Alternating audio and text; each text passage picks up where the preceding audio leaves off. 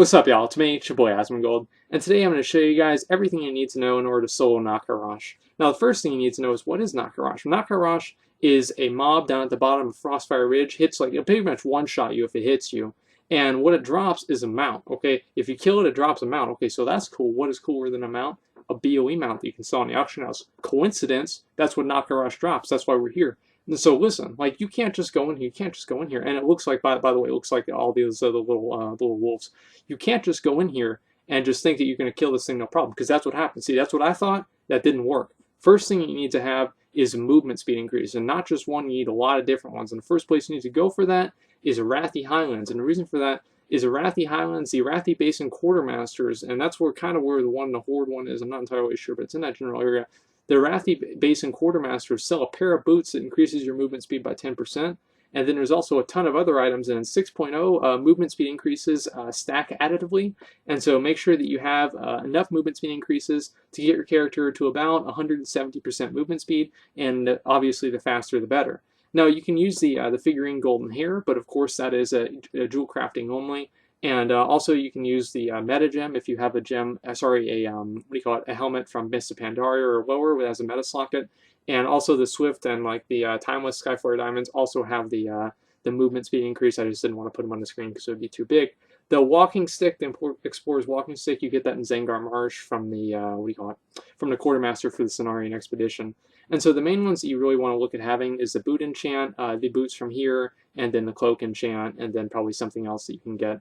Anyway, so after you get all of the stuff and you're at about 170% movement speed, now you're ready to set up for the pull. Now, Nok-Karosh, whenever you pull Nok-Karosh normally, she'll pull or he'll pull with two other wolves, okay? And so what you have to do is you have to CC the first wolf and then pull the two of them, pull Nok-Karosh and the other, the Garn Nighthowl, and then you're going to go ahead and feign death. And then while they're resetting, you pull the first wolf that you just you trapped, and so it wouldn't have run to you. Now, guys, this is like, this is for hunters, right? And so other classes can do this, of course, but everything has a different, I guess, like way of doing it. And I would recommend, like, if you don't have a hunter and you're serious about farming this, like, get a hunter. And so after that, look, see, I get him all the way separated from his mom, you know, and then I tame him. See, because you can tame him. What are you going to do? You're going to sit here for 5 minutes trying to kite around this this wolf, has 3 million health, or you're just going to tame it, right? And then as soon as you tame it, you go ahead and you say, I love you, and then you just throw him away, abandon him, right? And like, guys, don't feel bad. This is World of Warcraft, okay? But anyway, so what you're going to do after that is you do the same thing to the next wolf. And so you trap the next wolf, you pull Nok-Karosh. Now, this is the easy one, obviously. The first one's the hard one.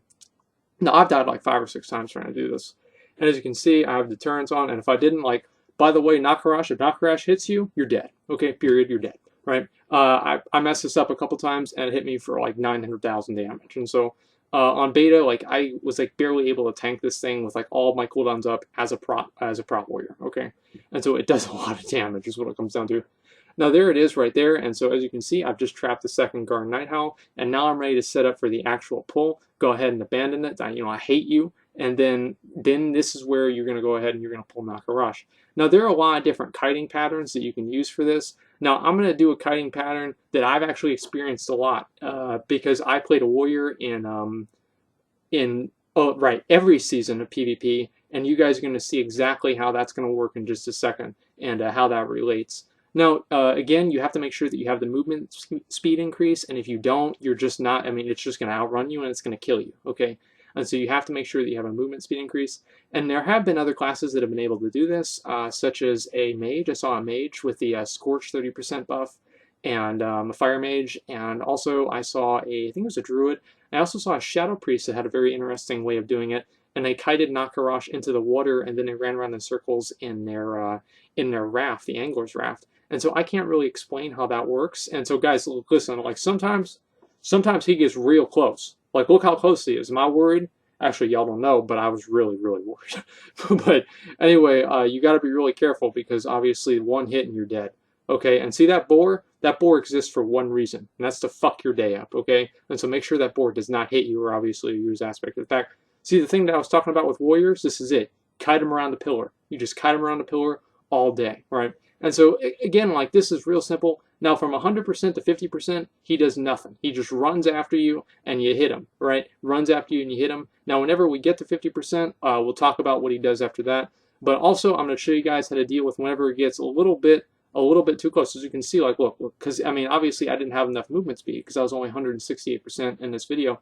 And so I had to jump away because he was about to bite me, right? And we already talked about what happens whenever he bites you. So anyway, sometimes what I have to do is I have to run away and I disengage. I've been using post haste, by the way, for disengage, so it gives me the movement speed increase afterwards. And that's going to be better than just the decreased cooldown. And then I'm going to go up here, see, watch the boar avoided, okay? Make sure that that's what happens. And so then I can disengage down the cliff. I take a little bit of damage, and it actually becomes a big deal at the end. But again, then I get them right back around the pillar, right like it's, season, any of them. And Nok-Karosh is a warrior. And you know what? I feel that, I don't even feel that this is unfair because I've had this happen to me too many times, okay? And so after you get them to about 50%, this is where actually things can get kind of difficult. Now, right here, watch this. Watch this. This is also what happened to me in arena, is you get them right to the edge. And so you're going back and forth, right? You're juking them out. And what's he going to do? It's a program, right? And so you just outsmart this program. Now, sometimes sometimes he figured it out, right? So he figured it out. But if you're real sneaky with it, and I'll show you guys at the end because I got this down real good. And I mean, he wasn't doing nothing, right? He was just dancing back and forth like that wolf dance, actually just like the wolf dance, except for he wasn't getting up on his hind legs. So anyway, here he is at 50%, right? And at 50%, he casts a buff. Now, this is a good thing and a bad thing, but 50 to 20%, this is going to be, in my opinion, the hardest part of the fight. The reason for that is he's going to cast Call of the Pack. One thing that's good about that is he stops moving whenever he casts it. That's 3 seconds, so you can get max range from him. But he also moves 30% faster. Now, as a hunter, this is very easy for me to deal with because, as I said before, I have post haste. And so I just go ahead and disengage, and then I'm moving the same speed that he is. And then I can go ahead and I can make distance between them. And so one thing that's really good about my strat here is that whenever he goes ahead and he casts it, because I was being stupid here because I didn't really know how to do it, that's whenever you can get to the other side of the pillar and try and juke him out for a couple seconds, because then you can wait for his buff to go away. Because obviously if you're on the other side and you're running away from him, he's not going to be able to catch you in time. You got to be smart, okay?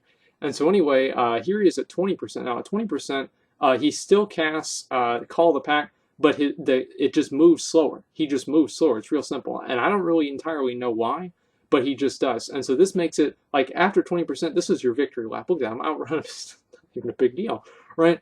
And so this is going to be extremely easy to do. And here I had already kind of mastered, what do you call it? Kind of like the juking. And look at that. I mean, I got this down.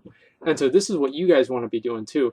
Now, as I said before, there are a lot of other different farming methods for doing this. And this pull, the entire clip took me about 30 minutes. The entire clip was 30 minutes before I edited it down.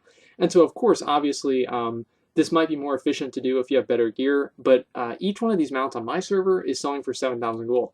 And so, obviously, like, I'm not going to tell you guys you're going to make like 50,000 gold an hour. But you can look at probably making like 10,000 gold an hour minimum if you're doing this and you at least kill them 2 times an hour, assuming that it's over 5,000 gold, because, like math. But either way, and he's getting real low. And like here, I was shaking, man, because this is like a 30-minute fight. And so I was really happy that I was able to get this done. There he is. He's dead. Okay.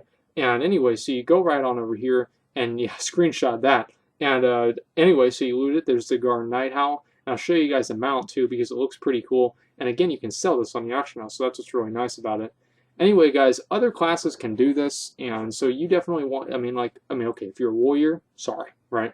But if you're some other classes, like as I said before, like a rogue, mage, something like that, you probably got a good chance of getting this done. There's the mount right there, and I'm about to get on the mount. There it is. And so this is pretty cool. And so anyway, guys, I really hope this helped you. Go ahead and let me know any of your questions or problems that you've had with this, and I'll try and help you out. And that's honestly pretty much all I've got. So this is very easy to do. Again, the thing has 15-minute respawn timer. And, just to recap, make sure that you have at least 170% movement speed. And you have to find a way to deal with the other 2 wolves because they're going to aggro with Nok-Karosh. And the way that I dealt with them, as you guys saw, is that I trapped them. So anyway, guys, that's pretty much all it takes. And that's how to get the Garn Nighthowl mount. And so, yeah, that's it. Thanks for watching. And like, comment, subscribe.